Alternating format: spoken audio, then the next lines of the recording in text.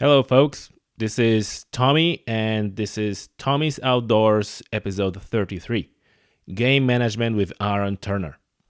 Folks, Aaron is a professional gamekeeper, also a farmer, veteran of war in Afghanistan, and just all around badass. I keep meeting Aaron at various events, talks, training courses, and so on, and obviously we chat a lot.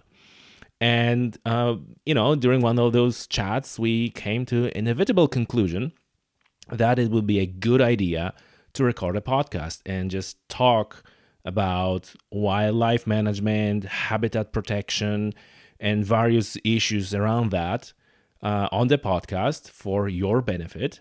So, again, you can have once more another point of view, this time point of view of a person who is boots on the ground, who actively lives off the land and knows what he's talking about when it comes to, again, game management, lethal pest control, habitat protection, and so on and so forth. Very interesting episode. I don't think I have anything else to say. So, ladies and gentlemen, Aaron Turner.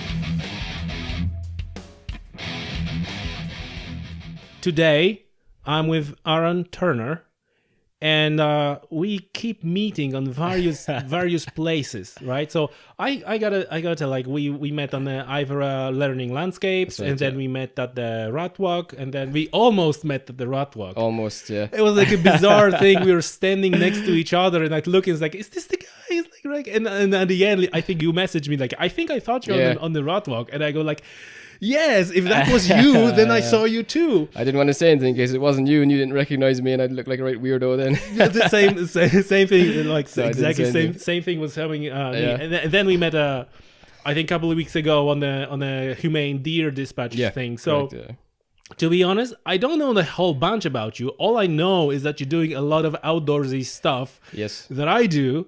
So I reckon we will have a nice little chat for the Outdoors podcast. But maybe introduce yourself for our listeners. And you're doing a little bit of farming as well and all that stuff. So please. Yeah, well, I've been living here in this house for about 3 years now.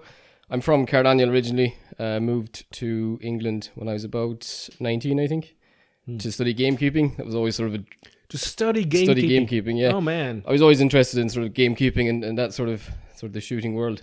Yeah. And by gamekeeping, you mean like managing animals? Yeah, like sort of on commercial shoots and that sort of thing. It's more sort of east coast of Ireland or the UK to do. It's not so much around here.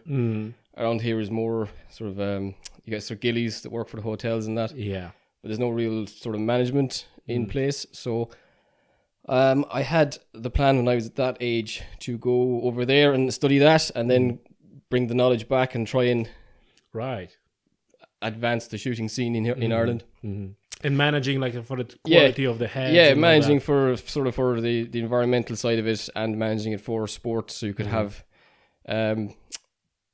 sort of winter tourism more than anything, because that's what this area is lacking massively, is anything in the winter time. It's busy in the summer, but once September comes, it's like very seasonal, very goes down. So I was at the time I was planning to come back and sort of launch my own shooting holiday business, if you will.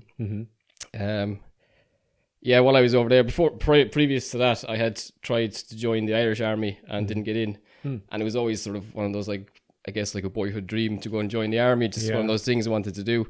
Yeah. And as I left college, I think it was in 2005 or 2006, things were properly sort of starting to kick off in Afghanistan at the time. It was in the news all the time, and there was big recruitment drives. Right. So the year I finished my diploma in game and wildlife management, I just sort of, out of interest more than anything else, I went down to the local recruiting office. One of these stories. And from there, it was awesome. Sort of snowballed into just, because when I was trying to recruit for the Irish Army, it was very much, you had to chase them for information and you had to like, you applied and then you had to wait for ages to hear. Yeah. But like, you applied for the British Army, and it was literally within weeks they were back to you, giving you like a date. You need to be here for medical. Yeah. Go and you do that. You come back, right? You need to be here for an interview, and it was literally within sort of 6 months. The longest thing was waiting for security clearance from the south, from the Gardaí down here to join. Right. Wow. But it's sort of like at the time, it was the recession was sort of kicking off in England as well, and there was a lot of shoots were closing down. There's a lot of gamekeepers becoming redundant or unemployed, so things weren't looking in that front. And then I just said, instead of coming home, I would join the army, more for the adventure than anything else. Yeah. And just go and see what it was about. So in 2007, I started my training up in Catterick in North England. Wow. Just awesome, man. And then you ended up deployed. Ended up deployed, yeah. I picked I was sort of a toss-up between paratroopers or Royal Irish Regiment. They sort of do similar enough roles. They're both infantry. And I went in Royal Irish because I just had this fear that I'd be the only Irish lad in the whole of the paratroopers. Yeah. I went for the Royal Irish, and yeah, we did 6 months infantry training in Catterick, which is basically just, you do all your weapons training, all that, and then you're just out in the area getting thrashed all the time and sleep deprived and all that sort of horrible stuff you hear about. To weed out the weak ones. yeah, very much so. Weeded out the weak ones, right. And then I finished that 6 months training, and the battalion was based in Inverness in Scotland, and then it got moved. The year I joined, it was moved down to Shropshire in England, so I just missed out on being based in Scotland. And we got to camp. Did you say like a miss of being in Scotland? Do you have like all the hunting in Scotland? Yeah, I sort of did. Like, cause did you had a time for hunting anything at all? We would have had. Yeah, it was sort of badly organised. We did sort of maybe after a couple of years. I'd been for maybe 2 or maybe even 3 years, and there was a group of lads that were interested in shooting and hunting, and it was left up to me because I'd done the Game and Wildlife qualification to organise the DSC1 for them. Oh. So I contacted Sparshaw College, the guy that was my year head over there, and asked him for advice, and he said sent me the stuff I needed to help them do the background on it, and the DSC1 is there's a lot of questions to it. Like there's a big massive. It's like a HCAP. Yeah, it's HCAP. There's a big it's multiple choice questions answered, but there's a lot of them. Like you need to know. Like you can't just go in and take the test. Like you'd have to study it. Yeah. So I got all the books for them, and I did sort of put together a PowerPoint presentation because a lot of them would have for deer recognition, because a lot of them wouldn't have even seen deer really. They might have known. So they can tell. Do you know what I mean? They'd said that's the red deer, but they wouldn't have known like muntjac and Chinese water deer, and some of them were. I found like I did it when I was in college. We did it as part of our course. We did deer management section, so we did the DSC one in college. Oh, right, as a part of the course. As part of the course, yeah. Oh. And it was. I found some of the IDing quite tricky. Because it was just like a photograph of a deer hiding in a bush. Yeah. And you might see like a piece of its rear end and its ear, and you've got to tell you what it is, like, do you know what I mean? So I did you got to know this specific kind of so you've got to like proper know what you're looking for, like you sort of the more you do it, the easier it gets. That's a thing, right? That after like if you're kind of see those animals on a daily basis or like a semi-daily basis, you have no problem with that. Exactly, yeah. But then the bloke who never saw the deer, let alone like difference between it's like, oh Jesus, it's very very hard. Yeah. And then you kind of like, I know it's a Sika. I can't even tell you why, but that's exactly kind of it. Like see it, like I know it. Yeah, I get it right when I'm driving to Clarny. At night, you just see a deer. Like out of your peripheral vision, and you're like, that's a Sika. Yeah, and you don't know why. Like you couldn't describe why that's a Sika. You just know what it is. I had a similar story. Like we went out fishing for porbeagle sharks. Yeah. Right. And a guy hooked up the shark, and that shark done like a massive run. Right. So we were all convinced it's a porbeagle, not the blue shark, and he was fighting that fish. Later, it turned out that he had a drag loose, right? The drag was loose. That's why he done this. But he finally brought it back, and everybody was, porbeagle, right? And I look at it like, it's a blue shark, lads. Like, no. Like, I know the blue shark when I see one, right? It was like so obvious. So this is exactly it. Like once you're in it, like you don't even think twice. You just know it. So we went and did that. We did they went and did DSC one. I think they all passed it. There was maybe 5 or 6 like privates that did it, and there was 2 officers as well. But because you're so busy in the army, you're moved around all the time. Like the officers are only sort of, they could be a platoon commander for 2 years and then they'll be promoted and moved away. And it was just so hard to organise anything because the two officers that they had done the DSC 1 with us and were going to organise the shooting. They then got sent away to like training establishments and stuff, so we just never lost contact. And most of those lads would have been in my platoon or my section. Yeah. And then we all got moved around to different things. I went snipers, other people went to mortars and things. So you just sort of lose contact, and it never actually happened. But while they were based in Inverness, there was I think their sniper platoon used to go and do deer management up there, like as part of. That's interesting. And have you been hunting like as a kid? I was, yeah. I started probably when I was maybe 12 or 13. Right. And it was always, I sort of always had like an interest in, you know, when you're a kid, you go and try and trap rabbits and things, and you'd like these really elaborate traps that never worked because you'd probably seen it in a cartoon or something. But I just had this, like, I don't come from, like, my parents aren't interested in hunting, really. So I sort of just got into it myself. And then when I was about 12 or 13, we started keeping sheep then, and we had a lot of predation from foxes.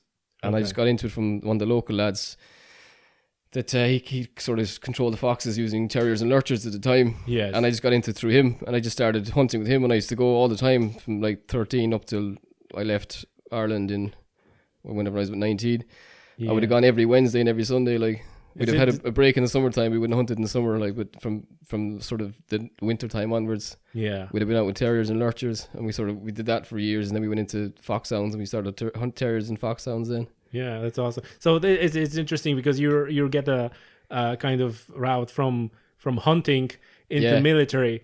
While I heard a lot of stories where people coming from a military, then they got into hunting because like, and I think it's even the whole demographic, like in the US, like after World War II, you have a lot of like a spike in the number of hunters. Yeah. And someone said like, well, you take a bunch of men, teach them how to shoot and how to camp. Exactly. What you expecting you have? You just have a bunch of hunters.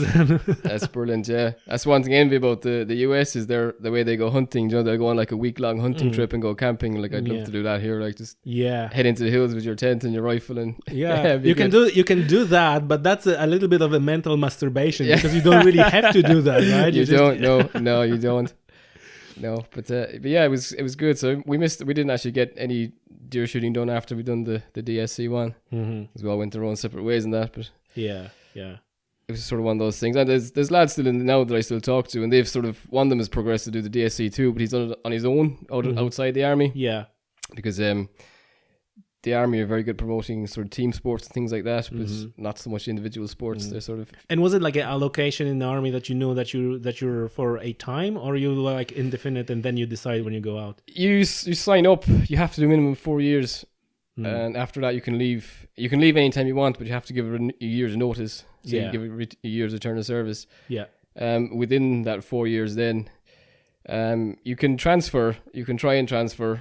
I tried to transfer before I left, and they wouldn't have it because I'd done quite a few infantry courses, and they said, "Look, we're not going to okay your transfer because you're sort of a valuable infantry soldier."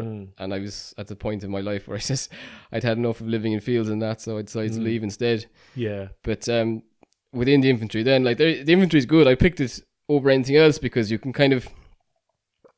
Like first and foremost, I went to go and fight in the war because I thought it'd be exciting and adventurous. Yeah. So I picked infantry because that's basically their job. But within the infantry, then like they do their own driving, they've got their own medics.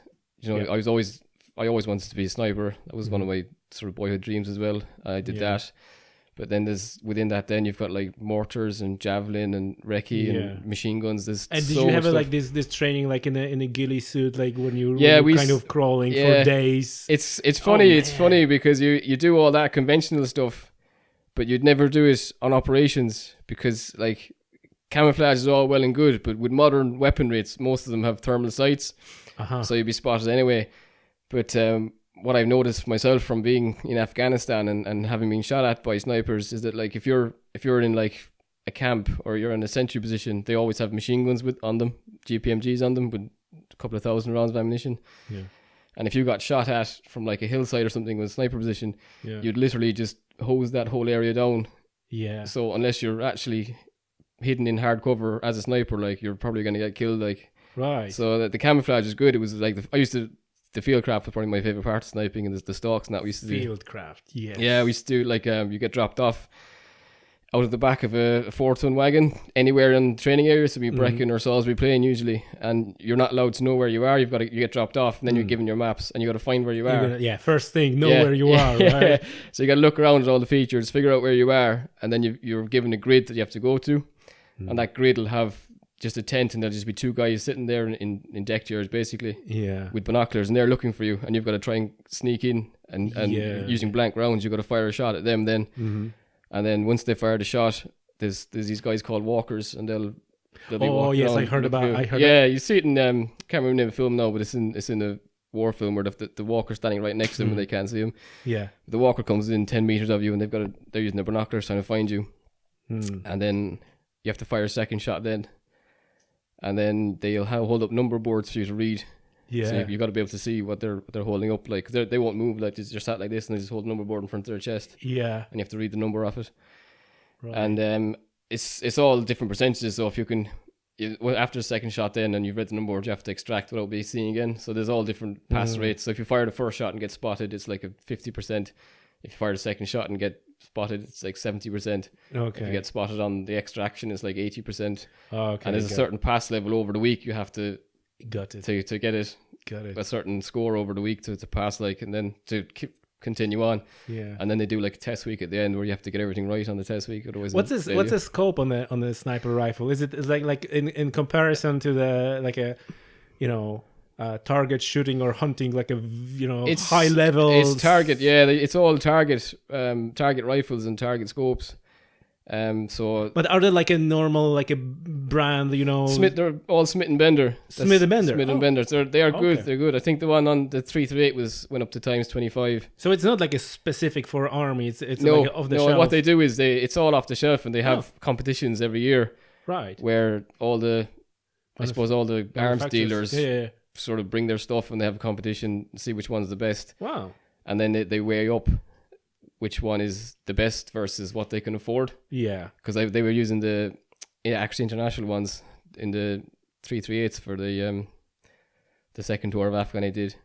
But there were better rifles out there, but that was the one that in their price bracket. Because there's one, I think there was one, the Canadian snipers use them. They're called Timberwolves, and they were like the top end, but the British Army wouldn't pay for them, like, so we got those. But they're still really good. But they are what they are. Like, they're target rifles. They're big, clumpy, heavy things, and you think you're patrolling all day carrying this thing. Yeah, it's hard. Like, you sort of wonder at the end, you think, do I really want to be a sniper anymore? But it was good. Like, do you know what I mean? It was definitely yeah. And so obviously when you were deployed, there was no time. Was it like also you had this part of your game management? Did you saw any wildlife in Afghanistan or anything? Did you have those thoughts that there was like no time for stuff like that? You spot it, like, you definitely spot it. Probably not so much in Afghanistan. Like, I think there wasn't much wildlife there. Do you know what I mean? There's a lot of it's farmland and sort of desert. Yeah. There's like, because it's like artificially irrigated. Yeah. So you have like one field would be lush green field, and then next door is a desert. Like, there's no real in between. It's a strange country. Like, but got it. But yeah, they don't really do a lot of hunting over there. Yeah. I know that there are some people who are doing like these exotic hunts somewhere in Pakistan, Afghanistan. It probably is. You get the sheep in the mountains. We didn't actually go in. The Americans were controlling the mountains. We were sort of more lowland. But yeah, it was funny though, because the farmers had like old shotguns for like, I suppose, for protecting stock and that. Yeah. A lot of stray dogs and wild dogs over there. Like they've been like feral dogs more than wild, like. Like dog fighting, that's still big over there, and they have these massive like wolf type dogs. Wow. For protecting compounds and stuff, but sometimes they go straying and that, like, so. Okay. But yeah, it was interesting. Like, sometimes you'd be on patrol and you could be searching a compound and they'd be like, oh, we found a gun, everyone's really excited they found a gun, and think like this is a big Taliban arms cache, and you'd go and look at it and it's like a single barrel bicycle shotgun. I don't think they're going to take on the might of the British Army with that. Like, there's no need to get too excited. Just give it back to them. But yeah, people just get proper excited about finding shotguns and things because they thought it was like a big Taliban cache, but it's not. It's like, a rusty old shotgun and 2 or 3 rounds of birdshot. Like, this isn't going to do much. But yeah, it was good. Like, all right. You would have seen like the UK now on exercise in the UK. You'd spot a lot because you've all like the night vision kit. So you'd be when you're practicing your sentry duties and all that at night time, you'd be just staring into the darkness with your night vision, and you'd see loads like Salisbury Plains full of deer, and you'd watch badgers and watch foxes and all that sort of stuff. So okay, that's pretty cool. Pass the time. All right, good. So then what? Then you come back from Afghanistan, and you're getting back here. Yeah, I went there twice. I went there in 2008. We went to a town called Sangin, which is probably one of the most fought over places in the world. It was one of those horrendous places that I don't know why people were so interested in it, because there was nothing really there. Like, it was a big enough town, but it wasn't like a strategic town, but it had been fought over since like the Russians went there, like real bitter kind of place. Yeah. And we were there we were there for years, but we did our 6-month tour there. But it was all it's quite a built up area. They'd reopened their bazaar and that, so it hadn't closed down. Pretty much the town was pretty much a ghost town. Wow. And the Taliban got driven out of it, and then the locals kind of came back in, opened up the town again, and started open schools, open bazaars. It was sort of a thriving place, but it was still very much like contested. There was still a lot of Taliban in there. Yeah. And it was mostly IEDs that was there, because it was all sort of a big, not like a town like you'd know here, but like, it was all compounds and the little alleyways and all. This was weird little place. Like, it'd been kind of like, because it'd been bombed so much, basically. Yeah. They bombed and rebuilt so many times. It was like a weird layout. There was no structure to it. It was like little alleyways everywhere. But it was mostly mostly IEDs we had to worry about there. We had a few ambushes and that as well, but mostly IEDs. Yeah. But that was I had done a search training course before I went there. So my job was to go to the front of the patrol with the metal detector and find the IEDs before anyone else did. Oh wow, man! So there was a team of us did that. There was me and a guy called Davey Miller. We were the two guys on the we're called Valens or something. The metal detectors. That was our job for 6 months doing that. Wow, man! So it was good. Like, it was scary, but just at the same time you kind of. I can't imagine that. No, sorry, don't take me there. I can't imagine that. You kind of get sort of almost acclimatized to it. Like, yeah, I guess. We had a couple of near misses where like things didn't go off as they were meant to. Or like afterwards, another team would find the bomb that we had missed, and it had been wired up wrong and not gone off. And if it had been wired right, like, it would have killed us. Like, but yeah. It's weird, like, it's sort of you just get so used to doing it to the point that like you probably wouldn't even trust anyone else to do it. You'd rather do it yourself, like. Yeah, that's another thing. And you get like you're spotting deer and stuff. There's so much like ground sign. You just be patrolling down the road and you just see something that looks weird, and you think, why is that looking like that? Like, and you'd go and investigate it, and it could be like something buried there. It could be nothing, but it could be massive but bomb. you have your senses sharp. You get kind of a sixth sense. Yeah, you really do. So I did that for the first tour. And that was in Sangin, and then outside Sangin, then outside the town was very much like a fertile farming area again, with all irrigation ditches. It was all sort of man-made irrigation and all that. So it was weird, because the town was really like, it was a summer tour. It was really, really hot there. I can't remember what it was, like, must be like 40 odd degrees during the day, but then freezing at night. Like, do you know what I mean? You go out and patrol, you're doing like 12-hour patrols, and you'd go out in the daytime, you'd be just sweat pouring off you. But as soon as the sun goes over the horizon, it's freezing, like it's Baltic. There's no clouds or nothing, like there's nothing traps the heat. Yeah, exactly. So you're freezing all night there. It was a horrible place to go, really. But the green zone then was just, it was like they'd grow poppies certain times of the year. So the fields were never empty. They sort of have like almost 12 months growing season there. So they'd have poppies in there. And then as soon as the poppies are harvested, they'd have maize growing there. So you're just patrolling through crops. Like the maize was like 8 foot tall. You couldn't see through it at all. Like, it was, because they'd use that to get around the maize fields, and you just get ambushed and they'd run away through the maize. Right. So you spend a lot of time running through maize fields trying to find people and stuff.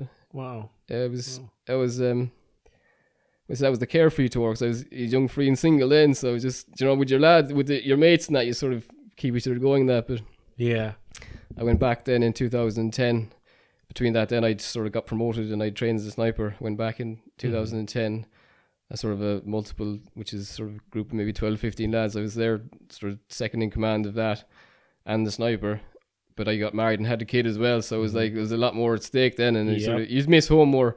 When you're over there, you don't really miss home. It sounds really bad because everyone at home is worried about you and sending you letters and stuff. But you're so busy over there. Like, there's no time off. Like, for the 6 months, you get your 2 weeks R&R in the middle where you can come home for 2 weeks. I heard a story. The guy who was in Iraq, and he had all the pictures of the family and kids and wife or kids said like that they want to see the place where he sleeps, and he took all those pictures and put them on the wall to take a picture because he said like I don't really want to think about it. I don't want this plaster all over the place because that I just want to focus on the mission. I just want to focus on the job. So just for the purpose of showing them where he sleeps, he put them all the pictures on the wall, take a photo, and then put them back all down again. So no, it is like that. You are better off just getting stuck into it, and I think the time goes quicker then because it did. Like the second time I went, it seemed a lot longer because you're sort of missing home more and you're counting down the days to get back. Whereas like the first time, like you just want to come back to go on the piss with the lads. Like you're not coming back for anything in particular. So you know, if as long as the lads are there, you'd stay there. But when you got wife and kids back in the UK, you sort of you miss home more, and it does makes it last a lot or seem to last a lot longer. Like anyway. So then you moved. So once you completed your second tour, you moved to Ireland. I was in for another year and a half after that. So I came back from the second tour, spent maybe another year in the army, and a lot of people had left. A lot of my friends had left then, and I was married with kids, and the ones my friends that stayed in were kind of all sort of like still single lads. So I kind of had lost that group of lads I'd bonded with when I was on tour. I know. And then sort of, as you get promoted, I think your circle of friends gets smaller because like when you're private in the army, nothing matters. Like there's no, like it is one of the best jobs in the world for a young man because like they brought in this thing now called pay as you dine, so you have to pay for your own meals. But when I was in as a private, all your meals were taken out at source. And like your rent is obviously taken out at source, so the money you get in your pocket at the end of the day is basically beer money. And you'll always have a bed and you'll always get fed. And literally all you have to do is turn up in the right place at the right time, and that's it. Do you know what I mean? That's your job. You'll be told what to do after that. It is such a, like, you know, for a young single man, like it is. I also heard that is like almost you feel like a most richest person in the world because you have all your pocket money. Like, whatever. It was we used to have millionaires weekends, like, and we used to go up to I can't remember the place now where they film Hollyoaks up there somewhere.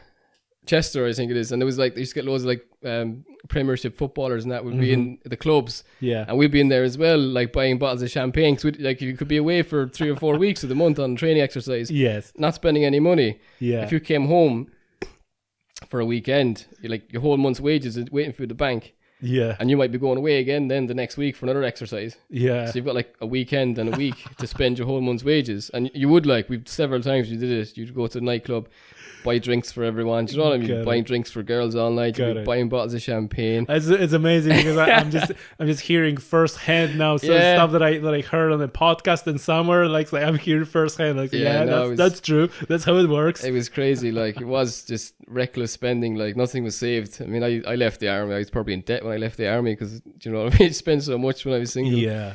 But yeah, you do definitely just enjoy yourself. But I left. When I left, then I came back here. It just sort of didn't work out for me. I was sort of being pushed for promotion, and I promoted quite quickly because I left after 6 years, and I was a section commander then. That could take sort of 8 or 9 years usually, like because you sort of work up, get your experience in that. But with the army, if you're keen to go on the courses and you're like fit enough for them, they'll just keep sending you on them. So I go on the courses. So you're building up your competency. So I used to finish quite high on the courses. Like the infantry would generally recruit from sort of the lower echelons of society. Do you know what I mean? So there's a lot of people don't have any interest in promotion. They just want a job and money. Like whereas I was sort of very career oriented, wanted to promote.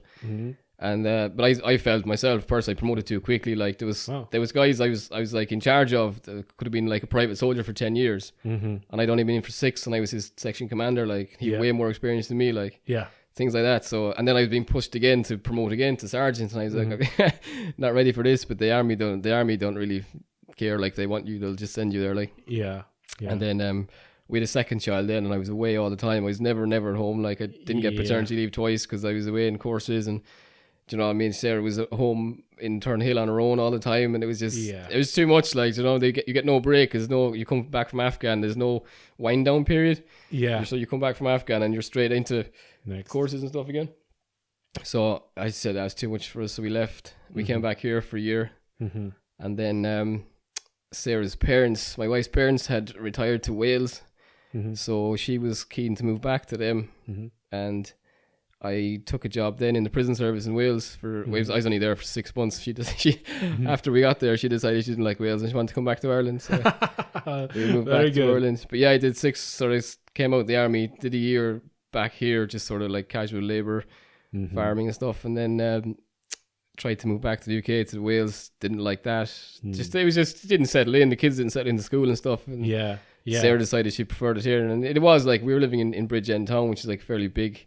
But I mean, this place like, where we hear, like, I'm not surprised people are describing that as a paradise. Right? It is, yeah. Because like even like today, the weather is not the greatest one, but the views. It's like, man, it's like it's awesome place. It's hard to beat this place. Like, I mean, there's a lot of stuff like, I suppose socially wrong with it. I mean, there's no real like youth here. Everyone leaves. Do you know what I mean? The employment's bad and things, but there's just something about the place you just can't. You know, as soon as you go away, I just want to come back all the time. Yeah. It depends. Like, I think it depends because, like obviously, you enjoy being out, being in nature, and that's a different thing, right? Yeah, if somebody looks for like a city life, well, exactly, sort of thing, movies and shopping malls and all that, they just sitting like, oh god, right, without really knowing, what they're getting themselves into. And I can speak to that because I was born in the city. I was like, up to my mid 30s, I was living in the cities. And it was. Now when I move to the countryside and I live here and I go to the city, whether it's a training course or a business or whatever, and I look at the people, and it's like how I realize, and I probably said it on the podcast already 25 times, but what the hell, I'm going to say it one more time.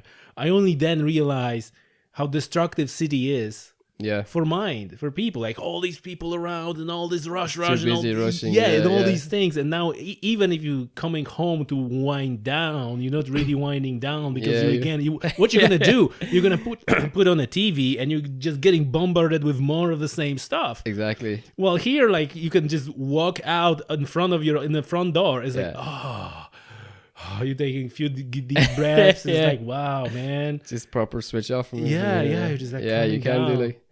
No, it's good. One thing I noticed about living in cities as well, like Bridgend was probably the biggest city I lived in. It's not massive either, but even in Turnhill when I was in the army, there's like to get shooting over there is next to impossible. Like you get beaters days, so I used to do a bit of beating on the States and things. But unless you're in like a proper club and that, there's no real private land you can go on. Whereas like here, I've so much land here, I couldn't possibly even shoot it all. Like, do you know what I mean? I can literally take my gun and just go anywhere here. All the local farmers will let me on shoot. I shoot all the foxes for them in the springtime, and then I come on the winter time. I don't shoot a lot of game anymore. I used to do a bit when I was in England, and when I first came back, I sort of still doing a bit, but like now I wouldn't bother. I'm planning to sort of release a few pheasants next year and see how it goes in terms of whether they stay around, feed them, keep them on, and if it's viable, I might look at doing the shooting holidays again. But I think sort of wild days, wild birds, especially with woodcock and things. I saw your post on the Instagram on the woodcocks, and I was gonna kind of ask you about that. So you see the numbers going down. They're just not there anymore. I mean, they're hunted they sort of leave Siberia and like Eastern Russia and come over, and they're hunted everywhere they land. They're hunted. Like, I mean, it's sort of like. That's the thing with migratory birds, right? That even if they're like protected in one place, they're not in another place. They're so they get hammered somewhere else. I mean, like, it would be nice. I mean, it'd be nice to have enough to sustain the sport, but at the same time, like, you have to be responsible about it. And if there's not enough there, we have to stop shooting. But then, if you stop shooting down here in Kerry, that might make no difference whatsoever. Generally, because there could be thousands shot in Scandinavia and Russia and across Europe, like, so it sort of needs to be like a bigger decision. But that's always the hardest. Because how on earth are you gonna coordinate conservation? You cannot really coordinate conservation efforts within one country between all the stakeholders and people wanting this and that, and now try to do that across multiple not only across the Europe, but then you have like a Scandinavia and you have a Russia. Like, good luck with that. I know, and it's even down here, like, it is a massive sport. Like woodcock, like, people pay a lot of money, like thousands, to come here woodcock shooting. So if that's taken away, like, what are people going to do for for their like the gillies and that there. Like it is a big enough employment here, and it brings people to the hotels in the winter time. Like not so much locally here, but like Waterville and Kenmare and that and Clarny, there's a lot of hotels. People come for shooting in the winter time. Yeah. But it's always been sort of a bugbear of mine. It's not managed. You know what I mean? It's like if you look at grouse shooting in Scotland, it's worth billions to the economy. And like there's grouse here, wild grouse, but they're not managed. People still come and shoot them, like, but they're not managed. I think if you could get together and manage them, like it could be benefit for everyone. But that's a huge like you're just touching on absolutely huge subject and something that is super interesting to me, because like this aspect of the game management. And like you know, I'm just coming back to the Woodcock that I think was on the Instagram, where he said like, oh, it may be like say self-imposed ban on shooting. I was like, well, yeah, that's exactly the point I'm trying to make, because obviously, you know, through the podcast and through the outdoors, I'm meeting a lot of people, and one thing I noticed, and I'm sure you're aware of that, is like that the hunting really struggle with acceptance and with the image and so on, and like every moment that I have an opportunity to actually educate people and say like, well, look, this is not like you're enjoying to kill something, because otherwise you would go to the work in the slaughterhouse and you'll be killing hundreds of animals every day and you're happiest person in the world, right? It's about all this aspect of the management and, you know, and the age class and the carrying capacity of a land and all these things. Like that's very interesting. So you're touching. It just is. On that. You're sort of. It's tricky in Ireland. So in the UK, you've got different land ownership. So in the UK, you've got big estates that are owned by one person, like one lord or one whatever. So they can control thousands of acres. Yeah. Because the land is so fragmented here, you could get one farmer to agree to not let people in shooting, but his next door neighbour will say it's fine, and a lot of the farmers here they don't necessarily get on with either. So if one says yes, the other will say no, just to spite the other guy. Like, so it's a constant battle here. But I'd love to. You watch sort of videos on Facebook of abattoirs and things, and you think, how can anyone think that hunting is cruel? Like, if that's where your meat comes from, like if you eat like a Tesco's chicken, you can't be opposed to pheasant shooting. Then, like, that pheasant lives in its natural environment up until the day it gets shot. I mean, even when it gets flushed by the dogs, that's like flying away from dogs is still a natural instinct for it. Like the only thing that happens is it gets shot. Goes about his day. He's pheasant doing pheasant things. And then you get genetically engineered chickens that can barely walk. They just waddle over to their trough and sit there and pecking that for 3 months. And then they get cutting off beaks. And all that shit. So I mean, like a lot of people, they sort of. Shooting does. I think it's because it's associated with firearms and guns, and people have this inherent thing that guns is bad and wrong. Like that's another thing. That's another thing that I don't get to talk about this too often. But I think people associating firearm with violence rather than with a tool. Exactly. Like it's a tool, right? If you take a chainsaw or any other tool that you can go buy in woodies, like. You not see this as a tool of violence, no? Right? It's a tool. Like why when you're looking at the shotgun or the rifle, the first thing that's on your mind is like killing people. Like, who is this weirdo now? Right? It's ridiculous. But it's down to, like, I suppose people not being educated about it, and maybe I don't know. Like there seems to be with like farming as well. Since I've had the Instagram account and people have been commenting on my pictures, and I've had a few sort of Facebook. Not arguments, but like discussions with people as well. But there seems to be this like shroud of mystery covering farming and hunting, and people are almost afraid to ask. But like if someone wanted to come shooting with me, like no problem, just come along, like, and you can see what's about. And same with farming, if someone wants to come along and see what's happening, like, because our farm is very much, it's not intensive at all. Like we've a few sheep and a few cows. It's very much like as nature intended kind of farming. Like, but people seem to perceive like farming and shooting as like this. There's a massive divide now, I feel, between like city and countryside people, and like it's not that they don't know, but it's like they're just it's so hard to explain. But there's like there is this sort of shroud of mystery over farming, and no one's what are they doing there? Probably something illegal. Like, and same with shooting. It's like, what are they doing? It's probably illegal because they've got guns. And this is the thing that there are people who are forming strong opinions are usually those who have no idea. They're living in the city. They have like they have no clue, but they have very strong opinion about the things. It's like, you're cruel, bloodthirsty bastard, and like, really? Do you know how many chickens are in that chicken nugget that you're just munching on? Exactly. It's probably 5. Exactly. You know? So it is, yeah. Because maybe I've shot deer for farmers now as well. Like, and even farmers are sort of misguided in the whole deer thing. Like, deer are a problem in very small areas. Like, they're not nationally, deer aren't a problem. They're a problem in the national park because they're not managed and they're eating everything. Yeah, and they're a problem in, like, what I've seen. I've spoken to a lot of farmers, and they're saying, "Oh, I've seen loads of deer. There's deer everywhere. I've no grass left." But it's really area specific. So it's like they're talking about one specific field. They're not talking about their whole farm. They might have one field that's near a woodblock, and the deer come out and graze the field and hide back in the woods. Yeah, but like 7 or 8 deer would do a lot of damage to one field. But that is only just that field. Like, the rest of his farm is untouched. Yeah. So there's this attitude that, like, deer are massively overpopulated and they're spreading to be and all this. But it's down to, like, people aren't educated. But there seems to be no one from the hunting side. Like, I know the deer commissions now, and they've got the Wild Deer Association of Ireland and all these, but there needs to be more done to educate farmers as well as the city folk, because like, farmers still don't know. They wouldn't know. Like, I get asked to go shooting deer, and I said, right, I can come on this day up until this time, and they said, oh, why don't you come lamping? I said, no, you can't. It's illegal to lamp deer. Like, but farmers don't know that. Yeah. Do you know what I mean? And they don't know their seasons. That's what I was kind of people said. I mean, like, when I was going into hunting, you know, and they said, like, well, just be careful because, you know, you go to the farmer, because I was, you know, obviously, because it's like, oh, how they get a, you know, permission on the land and whatever. And I said, oh, just go to the farmer and ask.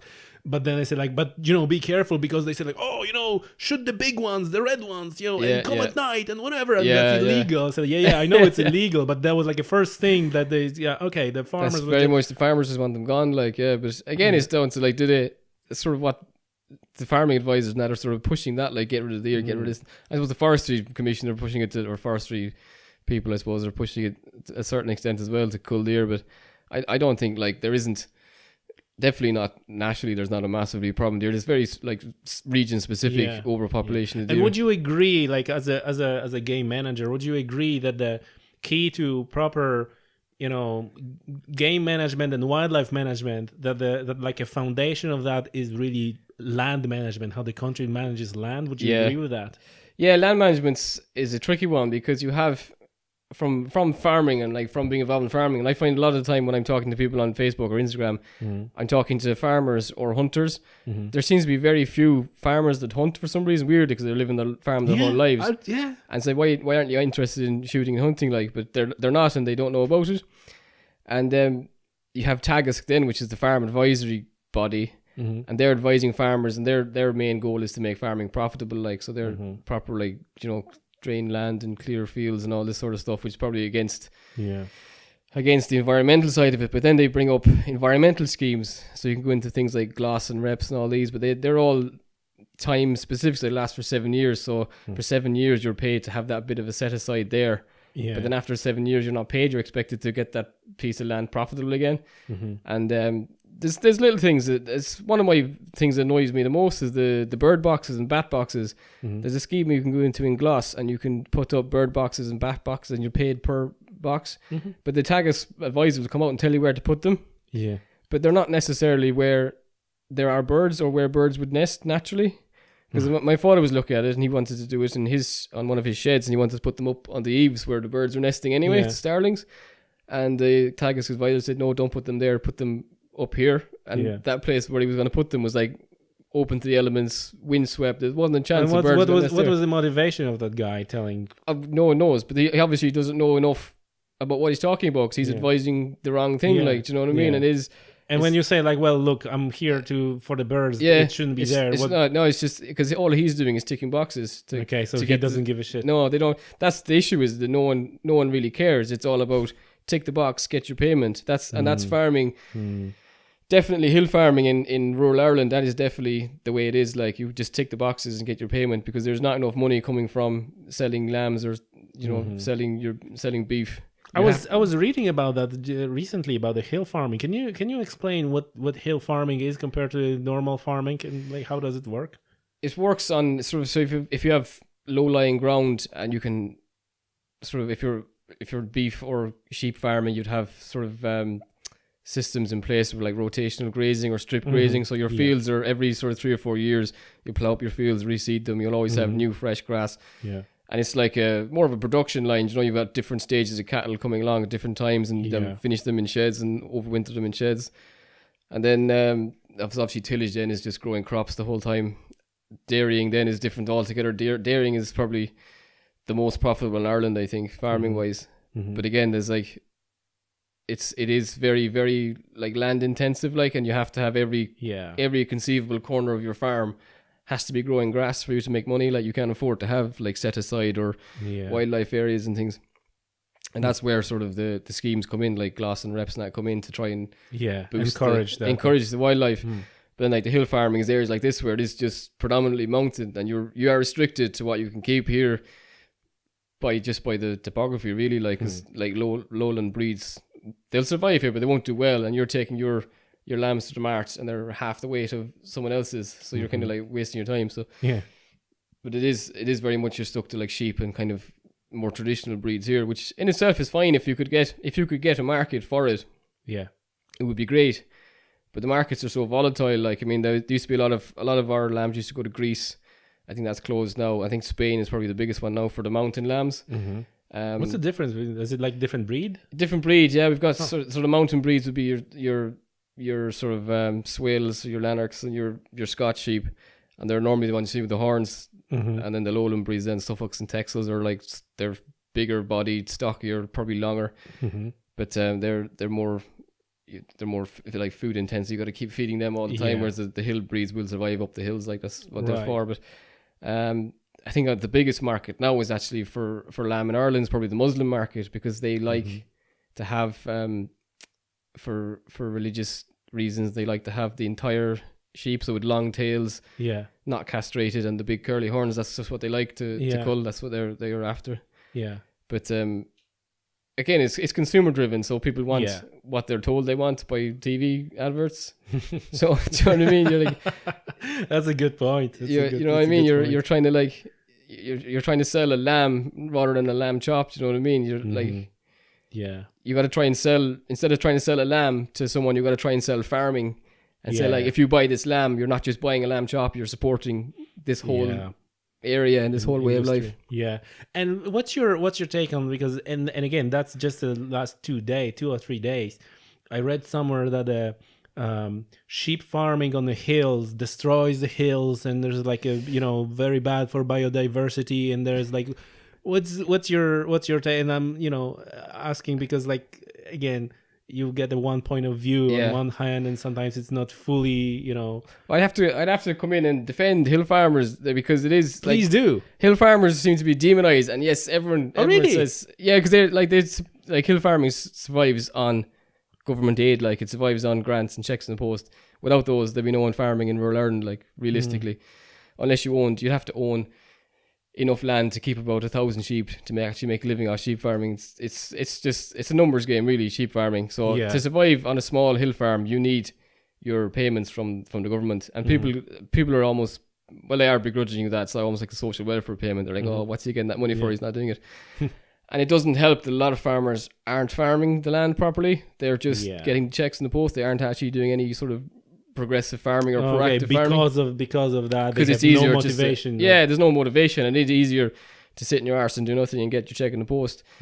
Like, to farm in these areas, you kind of have to be like passionate enough about it to get up and do something for the sake of doing it. It's not going to make you any money. It's probably going to cost you money. You're doing it for, and it's hard work. It's hard work, and the weather's usually bad, and it's hard work, and it's up mountains, so it's not easy, and it is generally for the good of the land or something else. You're not going to make money that day, like you're just clearing a drain or fixing something or something. It's not going to pay you to do it, but you just have to do it because it's your land, like. So a lot of farmers aren't doing that anymore, and I suppose the demographic has changed. Well, like, the average age of a farmer in Kerry, in the hills, is like 70, I think. And there's just no, but they're still getting paid their money, so they're still hanging on to the land, like, do you know what I mean? It's hard to start, like, for me as a young farmer, it's hard to get land, hard to rent land, because it's tied up in payments. People aren't willing to rent it because they're getting their payments for it. And that's where the land management comes. Where land management it should be like, in. Look, you have an incentive enough to to get the land to someone who actually wants to farm that land. Farm it. And then you say about the overgrazing was a massive problem.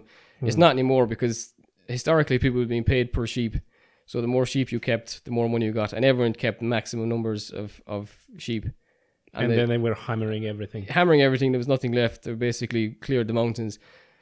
It's been revised now, and now you get paid on minimum stocking levels. So you get paid for the less you keep. But it's sort of reversed the impact now, and you have massive undergrazing now, and that's where all these gorse fires are starting from. But because there's no incentive for farmers to really work the land, there's no one's trying to find a balance. Everyone's just like, right, if I only have to keep 30 sheep, I'm only going to keep 30 sheep. Why would I keep more? Because the lambs aren't worth anything. All I'm getting is the check in the post that's keeping me going. So I'm not going to farm anymore. So it seems like a kind of throwing, crap on the wall and see if it sticks. See if it sticks. Let's get as many sheep as we can. No, it didn't work. Okay, let's as little as we can. Exactly. No, it didn't work. Like there's been no balance, and like the grazing is a big balance as well. Because like you do the hills, the sheep don't graze the hills properly because like sheep are basically, someone described once as woolly maggots, and I think that's a fairly accurate description. And they were like, where they graze, they'll graze it down to nothing. But there's other places then they won't touch. So you need mixed grazing on hills like this. You need to have either cattle or horses. You need heavy animals to help graze it down, like the sheep themselves. Unless you have thousands of sheep. So why they're doing like? Is it like depending on the species of plant that they found? The grass just sort of like grows too long and too rough for the sheep to graze. Like you need cattle to graze it. Yeah, it's once it gets up past a certain height, they just won't bother eating it. Like the sheep are kind of like, they'll browse as well more than graze. Oh, okay. So they'll be picking certain bits, whereas like cattle come in and take the tops off everything, which causes more regrowth. And then like, the cattle manure is even better than sheep manure because it's better for invertebrates, which builds the whole thing up, like the whole from the bottom.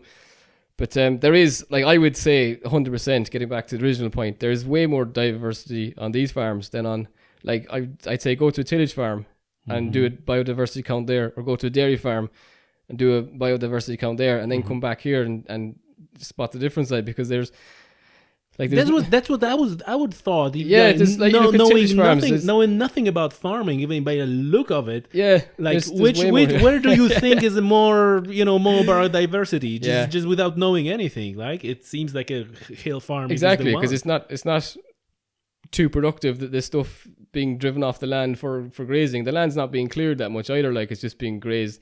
Occasionally, it's burnt. But you look at like tillage farmers and dairy farmers. Like every conceivable piece of ground they have has to be productive, otherwise not going to make money. So they don't have, do you know what I mean? If a farmer up here has got like one corner of wetland, it won't pay him to drain it. So he'll just leave it wetland. Whereas if that was on a dairy farm, that would need to be drained and reseeded. Like, so it's going to be drained and reseeded because he needs to make money. So it's the payments. It's like catch-22. It's the payments that are keeping them in farming, but it's the payments that's also prevent. If they took the farm payments out of farming, then the farmers would have to clear all the ground and you know what I mean? They'd have to spray, and they'd have to spread fertilizer, and they'd have to clear ground, which is going to have an adverse effect on wildlife. So that the payments are kind of causing farmers to be lazy, but they are sort of saving a bit of wildlife at the same time. But there is no balance really. That's the issue. No one's willing to like farm for nature, and it's sort of, it is, I suppose, more of a problem down here because like you are dependent on the check in the post for farming. Like, you know, you're not going to make a living off sheep. But look, you're making exactly, you know, I'm glad that you said that, because that's exactly my understanding is that, you know, when you're talking about proper game management, wildlife management, you really need to start with the land management. And once you have a land management, then you need to, you know, farmers are really the key. Like, because farmers are the landowners, farmers are the people who are on the land, working on the land. And that's where, so it kind of, you know, I don't want to say drives me mad, but it's disappointing seeing various, you know, wildlife organizations who's supposed to work on for wildlife, you know, preservation and habitat and all that. And I see they're like very adversary relation with the farmers, which I think it's absolutely daft, because they should really build a relation with farmers, educate them, like I said, educate them, and because they holding the key to the biodiversity and all that. That's you'll never get around that. Like, the farmers like own the land at the end of the day, so you need, whatever decision you make in terms of moving forward with wildlife protection, you have to have the farmers on side. On your side, because like you could spend 5 or 6 years building up something to make it better for wildlife. If that farmer changed his mind, he could just run over it with a plow, and that's your 5 or 6 years gone. Well, exactly. So that's my point. Like, if it doesn't make sense to bash farmers on social media and all that, because they are actually who's supposed to be on your side, because otherwise, like, it's not gonna work. It does seem that even on the IVRA learning weekend, I felt that there was a sort of anti-farming rhetoric in that the walk we went on in the woodland walk about farmers not planting trees and things. Well, they would, like, we've planted trees, they can do, and people have tried to plant trees, but there's so many regulations in planting trees. Like, they won't plant them over a certain height. Now, they won't grow, which is fine, but there must be some species, like if Ireland was originally covered in forestry, since the last ice age, then there must be some species of tree that will grow in these rougher areas that they can plant. And like, now is the time to do it, because like the average age of farmer is whatever it is, like, it's old. So if you can give him an alternative to sheep farming, this is the time they'll take it, like, because and the sheep farming is not especially that, like you say, they're relying on the check on the post, so they can get that check on the post for whatever. If they probably prefer today for the woods that is just there, rather than the sheep that they need to do level of work on. Exactly, yeah. So if they had the choice of getting paid so much per year for growing forestry and leaving it alone, they would definitely take that over, messing around sheep farming, because sheep farming is still labor intensive. With like anything, even like shearing and dosing and all that sort of foot treatments, there's always going to be a level of work in it, whereas there isn't in trees. You sort of plant them and bit of management, and they'll keep going. So if they could come with something to plant the hills. Everyone keeps saying, like, oh, why aren't the hills being planted? And they would have been, when you're driving home, if you go past Steamway, like, it's all forests and mountains, because they were planted before. There was an embargo put on them here because it was a designated area of natural beauty, and they didn't want the scenery being spoiled, and also because of the acidification of the rivers and lakes. So they banned planting the conifers here. Right. But there's this big thing about the conifers as well. Yeah, because conifers, like, there's nothing. You can go into a conifer plantation, there's nothing in there. Like, do you know what I mean? I worked in the Hen Harrier project last summer doing pest control for them, and a lot of the places I work with now were big conifer plantations, and there's nothing in them. There's no wildlife in them at all. Like, they're just barren. Do you know what I mean? You think you look at the map and think, wow, that's a massive forest. It's going to be full of foxes and full of crows. And there might be one pair of grey crows in that whole forest. Because there's just nothing lives in them. I always thought that the deer are hiding there. Like, they do. They live in the verges, but that's the trouble with it. Like, the land management is, they're like any kind of game animal, like pheasants and partridge and deer. That they're animals of the woodland edge. They need, like, the crossover between farmland and the woodland. So they're not living in a deep, dark they won't, like, forest. If you had a field, like, say if you were doing set aside, like, say if you bought a 2-acre plot and you fenced it off and said, I'm going to leave that and that'll be great for wildlife. Like, you'll get wildlife around the edges, but in the middle of that 2 acres there'll be nothing at all. Because, like, apart from, there's no light, there's nothing getting in there. Like, whereas if you went in there with a topper or a lawnmower, like, and cut zigzag paths through it, you'd have way more light, because they can, like, even the birds, they need to be able to get out to dry off after the rain, all that sort of stuff. So you need those open areas as well. It's not all about having loads of cover. And with the coniferous forests like that, you'll get stuff living in them around the edges, but there'll be nothing living in the middle, because it's just too dark and dreary in there. Like, so they do need the crossover between, like, the cover and the open ground. Right. Listen, I want to ask you about the deer management. What's your view on that? Because there are mixed opinions. So some people, like, usually what you're asking is like, oh, there's more and more deer, more every year, right? And then we don't really, there was no deer census, right? So we don't know how many deer are there. All we know is that they're expanding their range, but the fact that they're expanding the range doesn't necessarily mean there is more deer. They can become more scarce. And then, probably for the first time, I was packing, after a hunt in the car, and I met another guy, and he just, said like, oh, what you doing? You're hunting? Are you hunting this area? I asked him, and he said like, yeah. And I asked a question about the deer, and he's like, much less deer than it was. It's like, because, like, for me, always, whether it's hunting or fishing, the first question is like, okay, what's the status of the, how many this fish is this fish going to be there next year? Is this deer going to be there next year? So he said like, oh no, it's like less deer than it was. And then the other guy later I ask about that, said like, well, if they're pressurized, they're being pushed or they becoming nocturnal, and like, but the fact is that there's no idea what's going on with the deer. What's your review on that? There is no census, and it sort of needs to be done, but again, trying to manage it could be a logistical nightmare. But the range is spreading. I mean, we were on the route walk and they're saying, oh, there's red deer however many kilometers outside of the park, but there's not. Like, there's red deer like out here in Sneem, like there's red deer everywhere now. Right. They just keep moving, and why wouldn't they? Like, there's nothing to stop them. Yeah. But as far as population goes, I don't think they're overpopulated. I mean, there's always it's hard to judge people's reaction, because again, if you look at like social media, people are like sharing stuff like, oh, there's too many deer in the national park. There's going to be a fatality with car accident. We need to cull the deer.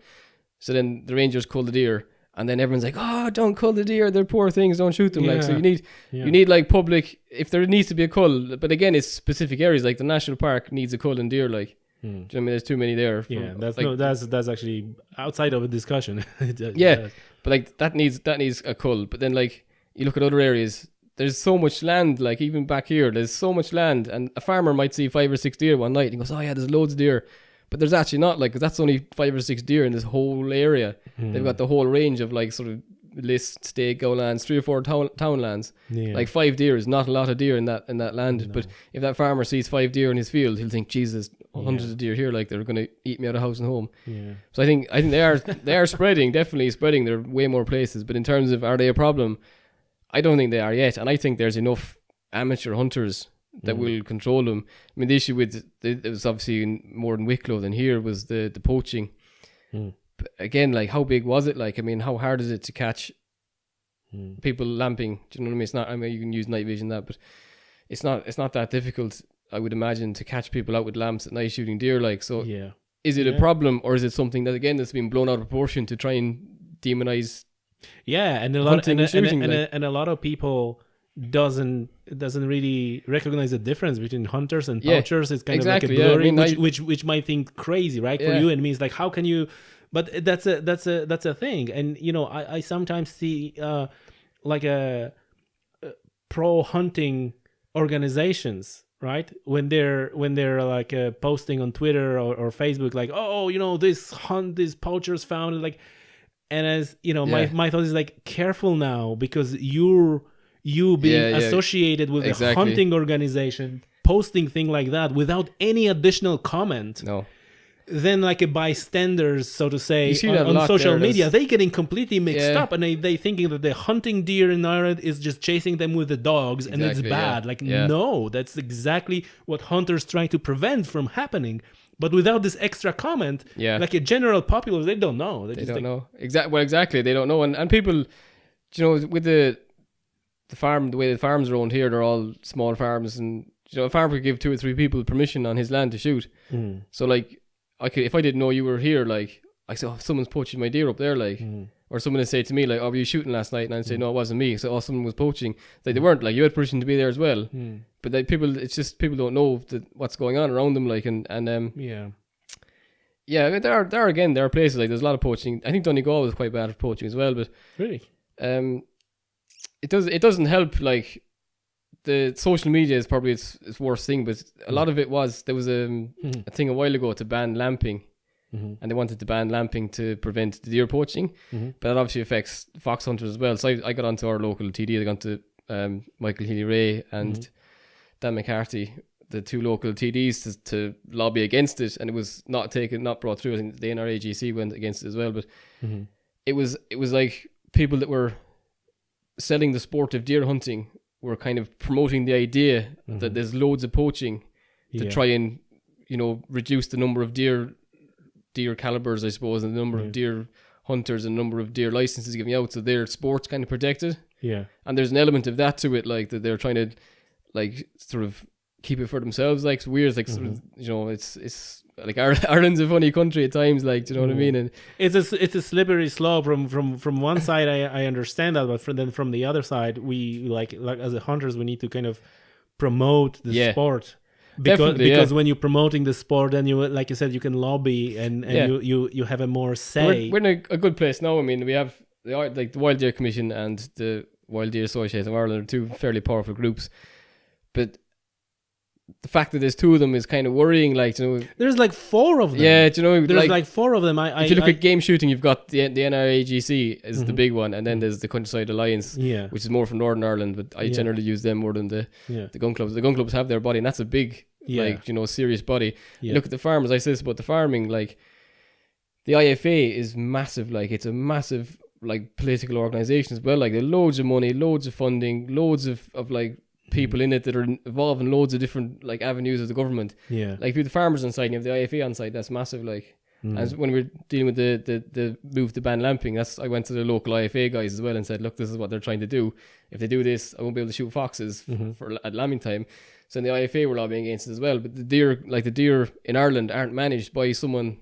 Yeah, do you know, there is too many small groups. That's exactly the problem. That it has to be like a national plan for managing deer. See how many deer, what's the density of a population in different areas, and then you can do something. Like that. Someone needs to take the reins and sort of just drive ahead with it. Because I think if someone did it, like, say if the Irish Deer Commission or the Wild Deer Association, if one of those 2, I think they're the 2 main ones, if one of them just took the reins and said, right, we're going to do this, people will fall in line behind them, because everyone knows it's what needs to happen, but everyone's sort of afraid to take the first step or something. But if that was to happen, like, that's what needs to happen. Like, they do need to do like a national census before they can ever mention any kind of deer population, you know, explosion or because you need to come here there. It's like a first thing they teach you on the HCAP, or probably on DSC one as well. I don't know, but it's simple. Like, okay, how to assess the population, right? Exactly, like how many deer you actually have. That's the first thing before you can plan the call or do whatever else. Right? Yeah, because you can't say there's too many deer in Ireland. Say, well, how many are there? And I don't know. So how do you know there's too many then? There's too many in certain, like, really specific areas. Again, but it comes down to, like, specific areas. But then there's not enough. There's not enough in other places. Like, so, like, nationally, there's no problem. And what does it mean there's too much? And what does it mean there's not enough? Exactly, right? Like insurance companies, they don't want any deer.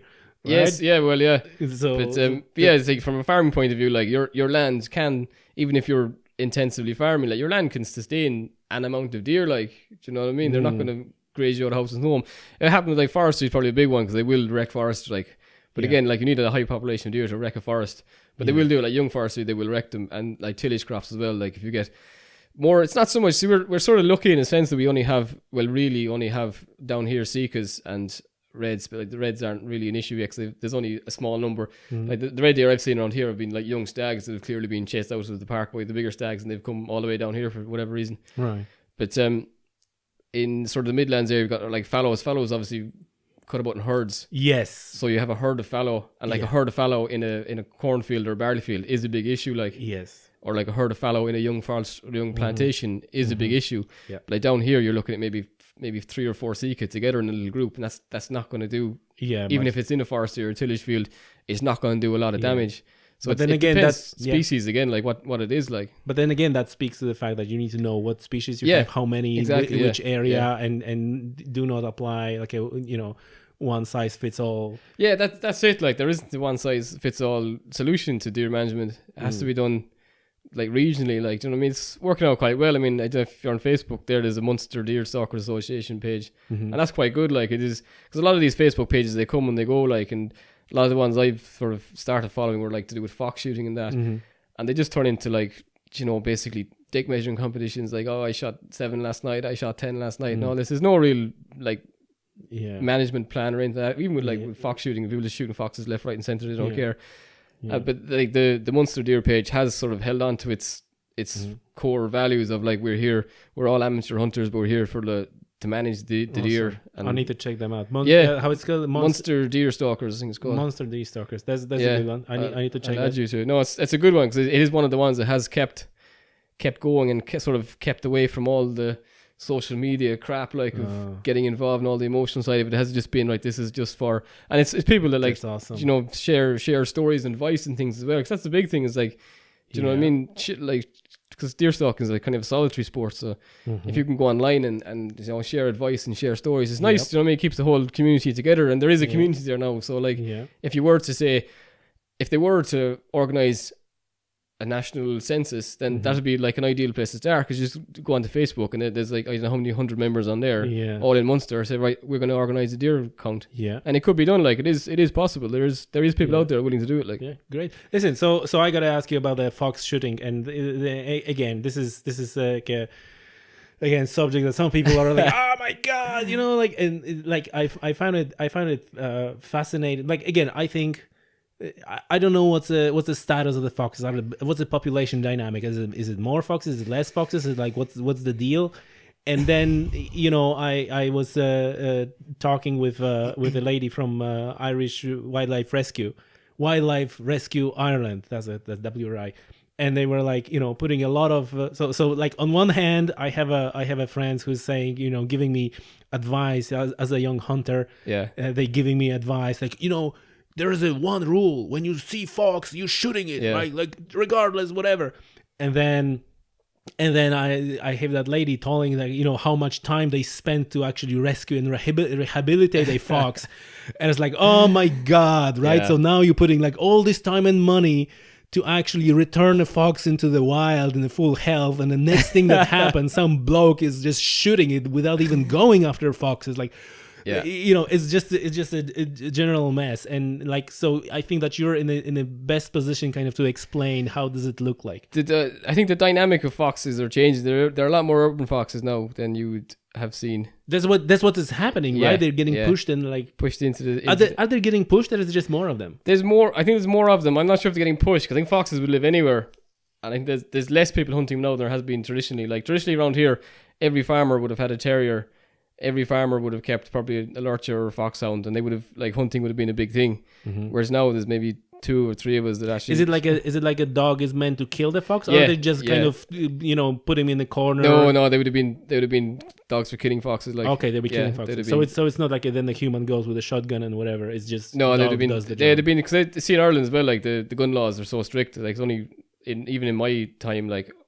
I can remember not being able to get 223s and things. They weren't allowed to get them. You were only allowed 2 rimfires. Yeah. So like farmers wouldn't have had guns. They would have used dogs for controlling the foxes. Right.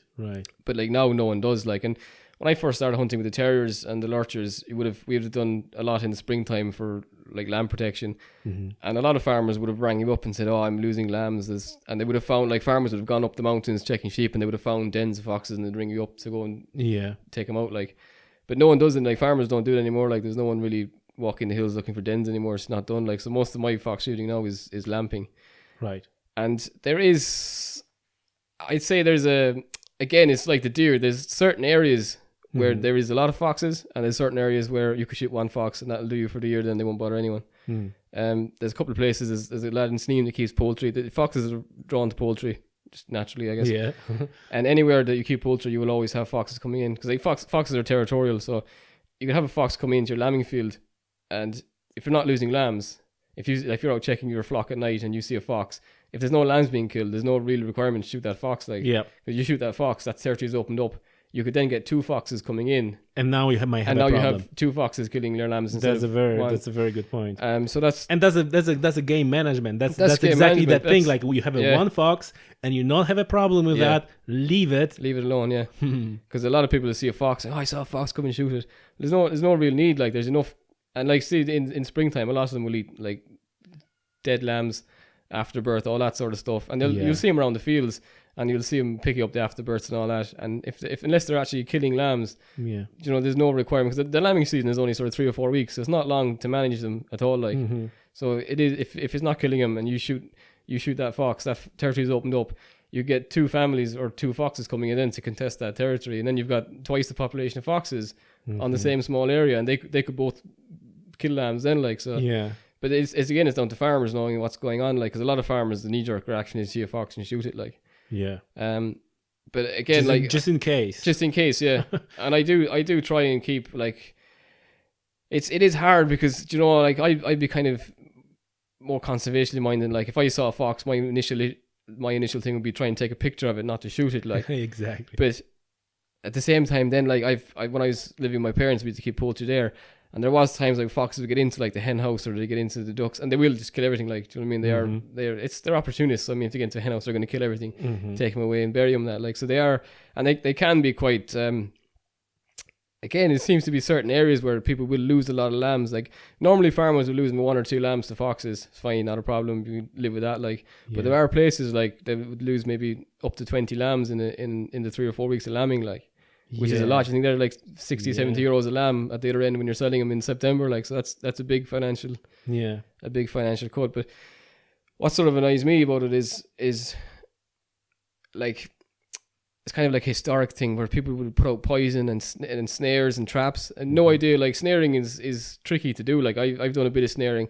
I still do a bit around lambing fields springtime, because usually what happens is with my own flock is I don't have time to lamp around my own place. I'm too busy controlling foxes for other people. So I would use snares only in the springtime around my lambing fields. But like, snares are tricky to set. You need to know what you're doing. Like, traps, gin traps are illegal now, but I know there's people that still have them and probably still use them. And the poisoning has been illegal for years. Yeah. But people still, without fail, even if they're not losing lambs, they will still put out poison, just because that's what they always did. That's what their fathers did. That's what their grandfathers did. They'll poison. And you have the knock-on issue then of like birds of prey being poisoned. Yep. And non-target species like cats being poisoned. I've got a game camera there. I put it up around the place to kind of get an idea of the population. What I generally do is if I get the fallen stock, so like a dead sheep or a dead lamb that's died in the hill, or if I shoot deer and I use the leftovers, like the offal and the bones and that, I put them in just random areas around the parish, like, and I set up the trail camera. And you can put up a trail camera in the most remote places, and I guarantee a cat will turn up at it. Like, cats travel like mad, unreal. Like, and if you're poisoning stuff, you're poisoning, like, there's cats everywhere. You're poisoning cats, and that's someone's pet at the end of the day. Like, you know what I mean? So poisoning cats, you're poisoning birds of prey, and all that. So like, but poisoning still goes on. Like, but it breaks me, because the farmer, all you have to do is ring me up and I'll come and shoot the foxes for you. Like, you don't have to put down poison, but it's like inherently in them. Like, I need to poison. I was always doing that. I've always done it. Yeah, I think, well, it's but yeah, like in terms of like controlling them, I think shooting probably is the most humane.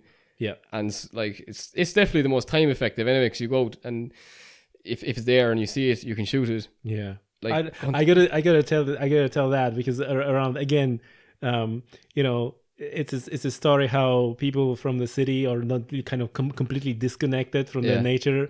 They idea. So I saw, I think it was on the Twitter, someone, giving out about foxes, shooting foxes, and these foxes are so nice and cute and beautiful animals, and my heart is broken, and like this and that, all this stuff. And I said, like, well, it's all good and well, but if you're losing livestock, if you're losing lambs and so on, and I don't know what was exactly the wording, but it was like, surely there is a way to fox-proof your lambs. And I was like, started laughing at it, because like fox-proofing lambs is like, that's a good feat. Like, how would you do that? How would you fox-proof your lamb? There's ways around it. I mean, you can keep foxes out of places. It's hard because they'll break in. Like, we have concrete sheds at home, and we had a lot of mink attacks. So we built proper block concrete sheds to keep our chickens in. Yeah. And there was like one night, there's like a pipe that when you clean them out, the water goes out the pipe and it's got a screw end on it. Yeah. And so you take it off when you clean them out. Forgot to put that back on like one night, and the mink got in and killed everything. That's just one night, forgot to do it. Like, so they're so opportunist that you can't make mistakes ever. And they live there. Right? They obviously live there. They obviously came to that every night and checked that pipe every night. And then the one time I forget to put the end back on it, he got in. All right, I'm in. and foxes are the same. Like, they live and they'll check, because they'll do their rounds. I watch them all the time. I'm lamping them. Like, I'd spend ages watching them as well. And they do their rounds. They check everything. They're really have opportunists. like a plan. What they're doing, and they're just checking all the places. They're not doing it for fun. Like, they're looking for food. Like, but it was like when I was like 2 years ago, I think it was. I was in the mountains in Poland, and we were watching the bear. Right, you can't hunt bear, but you can watch it.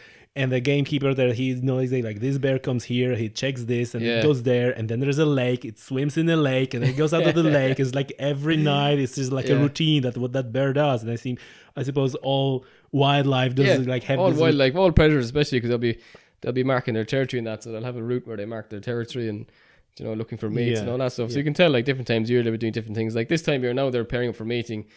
Like, sometimes you like if there is lambs being killed this time of year, it's not so much. If people keep lambs back for replacements, small ones can be killed by foxes. But normally this time of year now, it's because it's getting colder and the weather's getting worse. They sort of move down from the mountains, and it's mostly poultry now they'll be attacking this time of year. Yeah. So but they're sort of, because they're so involved in mating now, it's like to get them to come to a distress call now this time of year is really hard. Right, and you can use electronic calls and play, like I've done, I've played vixen calling and dog calling, but if they're paired up, they've no interest. This time of year is hard to call them in. As it gets on later on, then sort of later December into January, the weather's worse again and they'll be more hungry, so they'll come into the distress calls again. They're not fools, like they're real. They are. I mean, I prefer fox shooting to deer stalking. Like deer stalking kind of has like almost like not a set of rules, but like kind of guidelines. Right, you go there, you hunt downwind. Do you know what I mean? You need this, that, and the other, and there's a strategy to deer hunting. Yeah. Whereas fox hunting is like there are no rules. Anything could happen. Like I've shot foxes like downwind, upwind. I've like, do you know what I mean? You've made loads of noise. The advantage is that you get your freezer full. Yeah, you get your freezer full. Yeah, exactly. Although I know the bloke who was doing like a summer sausage from foxes. I wouldn't fancy eating them. Yeah. Wouldn't know. So, listen, like I gotta feel like we can go for hours, but I have 2 more questions for you. What's your view on the badger calling? That's another big kind of like a. And I don't know if you notice, you kind of very nicely navigating hot topics, and I love it because you're doing that from the standpoint like a honest, no bullshit standpoint, like how it looks like. So tell me how does it look like in your view, the whole deal about badger calling, whether it's required or not required, and again, because I suppose this is another point of kind of friction between farming sector and the wildlife enthusiast, from the want of a better word, is around the badger calling. It's a tricky one again, because like there still is, even in the UK, it's probably more so in the UK because it's more in the press over there, but they still have the proven links to bovine TB. Some people say they have, some people say they haven't. I know for a fact that like there was badgers in our place years ago, and we used to have TB reactors. They all died out and they never came back in, because I know where all the dens are, and you can hunt the dens for foxes, and just the dogs going through the dens, that's enough to keep the badgers out. The smell of the dogs, they won't go in there. Like, and they since badgers have left, there's been no TB in our area. Like, so I would say they probably do have some kind of knock-on effect. But again, it's down to, it's like if you have a badger up on that mountain there, like, and there's like a few cows here and a few cows over there, probably not, because they're not. It's like, but if you have a dairy herd where you've got like a massive set of maybe 20 badgers, and then you've got 50 cows or 100 cows on that same field. Then because the numbers are massive, so any kind of, there's going to be cross contamination. Whereas like out here where everything's less I suppose less commercialized than that, probably not so much. Like, you know, so but there is a need to cull them in areas. But about like the cull is like it's been happening in Ireland for years. We've been doing it quietly, which is probably the way to do it. Like, whereas if you publicize it in the UK as they have, it's sort of backfired on them now. But I would say there is a need to cull them, but it's like you need to cull them, but also like farmers really need to sort of screw the nut with TB as well, because there's a lot of things that could be avoided. Like, do you know what I mean? There was it's an easy scapegoat. Right? It is an easy scapegoat for the shitty farming practices. Like if you want to cull badgers, like if you think, right, I've got bovine TB and I've had so many reactors, like if you've done everything in your power to eradicate it, then cull the badgers. Like, but it seems to be like, I got TB, we'll cull all the badgers first, and then we'll worry about, you know, properly moving cows and stuff. Because it is like if you get TB in your herd, you're locked up, so you can't sell anything until you've had 2 clear tests. But you can still move cows around the place. You know, if you've got a farm in the next village, you can move your cows from there to there. So it's sort of like, it's pointless. Like, and there was a case in South Kerry where there was a big outbreak of TB. Everyone was blaming badgers, everyone was blaming the deer.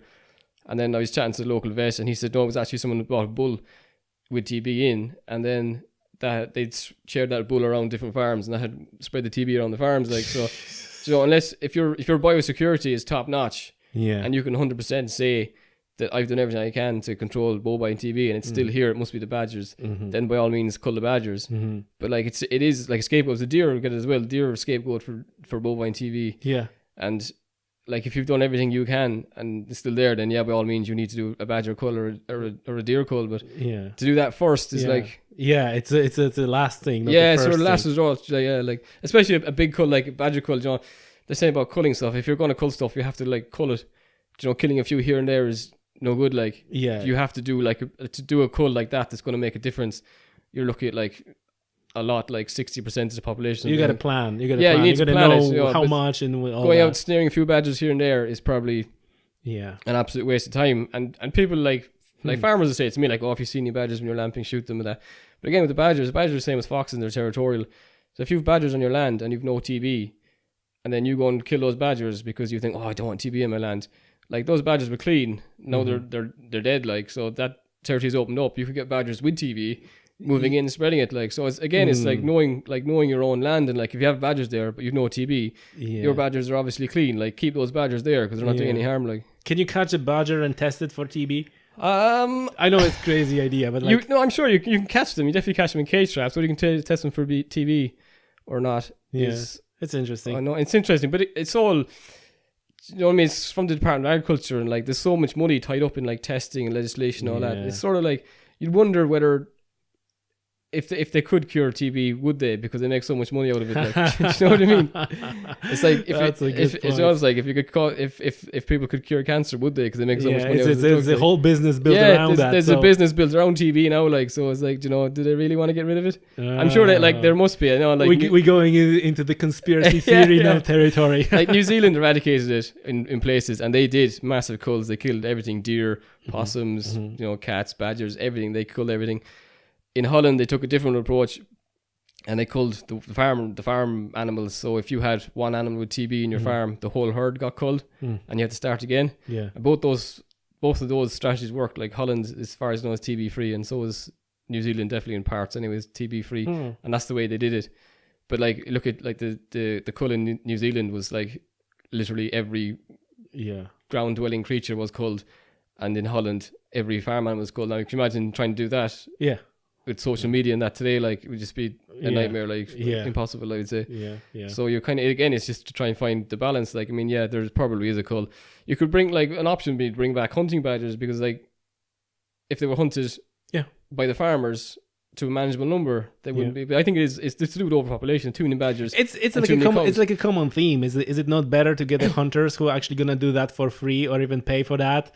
Then do like a national plan that you actually need to pay for. Yeah, exactly. Just get the amateurs to do it. Listen, Aaron, the one last question, and there's again something that is coming up on the podcast quite often. What's your view on the reintroduction of animals like wolves and bear? Some people are talking about bear and the wild boar. I think that the wolf and wild boar are the most kind of talk about, but I also heard about that we should have a bear, and like, what's your maybe bear aside, what's your in general your thoughts on the plans of reintroduction, and whether it's good, bad, crazy? Like, it's theoretically probably very good, but in practice there's no wild areas in Ireland that are big enough for it. Like, look at like, I love that, because you're just making all the points that I'm saying. Like, where? And that's it. Like, it's like, it'd be great. You've got too many deer. What's the thing we'll do? We'll release wolves to kill the deer. Great idea. Where are you going to release them? Like, do you know where's the biggest deer population? In Killarney. So you're going to have a pack of wolves in Killarney National Park. Oh, I only could see. I could see that all the cut ladies. Yeah, we will go nuts if the pack of wolves showed up on the yard, and and then like the tourists couldn't walk around there anymore because the wolves there, and you'd lose that sort of tourism. So deer or wolves will kill deer and control the deer, but like where? Do you know what I mean? There's nowhere. They're not going to come into conflict with farmers first of all, and then with the general public. Exactly, because it's like people say, oh well, there's places where farmers get compensation for animals that are killed by wolves, but like, would that work around here? Probably it works other places. No reason it couldn't work around here, but it's like there's just not the space for them. Like, and this is this massive problem that then you're producing these problem animals. And then the other thing is you introduce wolves. So, oh great, let's introduce wolves right now. Now you have a shitload of wolves. Why need to call them? Oh, bastards. You can't kill them. You can't call them. Like, it just introduces the massive problem that wasn't there before. You can keep. So we get back to the point about the foxes. You probably could attempt to fox-proof lambs. You could lamb them inside, or lamb them in like fields close to your house, and have like electric fences around them or something. But like wolves, that's not going to work for wolves. Like, a pack of wolves are going to come in. They're going to come in like so. No. Like, yeah, it's a good idea, but it's not practical. And then you look at like wild boar. It's like, we can't even sort out the deer population. Yeah. So you're going to introduce another. I heard that the people are kind of cutting loose boar just in the bed to reintroduce them. I would 100% believe it. Yeah. Yeah. I think like if that's what's going on, I think we'll have a wild boar. I think we will, because again, like with they're incredibly expensive, and like a sow can have like a 2 or 3 litters in a year. Yeah. So like it's a matter of time of people doing that. I worked briefly as a farm manager in a farm in Dorset, and he was a bit eccentric. He was a very rich man, and he kept rare breeds, and he used to sell them to restaurants for rare breed meat. Mm-hmm. But he had a herd of Iron Age pigs, which are basically wild boar Tamworth cross, I think they're, and loads of them squeaked. Loads of them. They're impossible to keep in, but they breed like twice a year, litters everywhere. There was piglets everywhere because they were all getting out under the wire and stuff, and they just reintroduced themselves and perfectly happy in that. Like Southern England is the home for them, like, you know what I mean. So here they might struggle for food here because they haven't got the big deciduous plantations for them, like, you know what I mean. A lot of them live off acorns and all that sort of beech mast and that. You don't have as much as that here, but you probably would have in the Midlands. So if wild boar were released, they'd do really well. But again, like if you think you've got a problem with deer, like, wait till you get wild boar. I mean, look at there's places in the States and Florida and that where wild pigs and feral pigs are and in Texas and Florida, wrecking the place. It's just insane. And also the pig farmers, you know, with African swine fever. Exactly, yeah. That would be like a massive problem. And because like in the Eastern Europe and in European countries, like that year that I mentioned when we were like, you know, like after a bear. Yes, yeah. There was the gamekeeper. He was like literally every night going out to shoot wild boar because they were trying to get the number down. Yeah. Because of African swine fever. Yeah. And even like in the social media in Ireland, you see, you know, all the pig farmers are just up in arms if you even mention wild boar. Yeah, I'd say it could be a disaster, right? But again, it's just I don't think the country is big enough. I mean, it probably would support small populations of wild boar, but if on like a national scale, like where are they going to live? Like, I mean, there's motorways cut in Ireland in 4 now, like, and there isn't enough expanse of wild places for them to. And I tell you one more thing. Like when I'm coming back to the car, like in you know, after a shoot or after whatever, being outdoors, being out there, and it's dark, and I'm walking back to the car after dark. I damn happy there's no wolves and bears around, you know. Well, exactly, yeah. Like, you know, like in the Bieszczady mountains, like you're coming through the forest at night, and you know that there's actually brown bear living there. Yeah, and there's like a lot of there's like a lot of encounters with you know, even like a you know, how do you call it, like a rangers? Yes, because that's a border, EU border effectively with Ukraine. So there's a lot of activity of the military army rangers and so on, and they're getting, you know, that like the gamekeeper was saying the stories that they come across the bear that walk from the Ukrainian side, and that bear already had some conflict with humans because he was missing an eye, and that bear just charged them, right?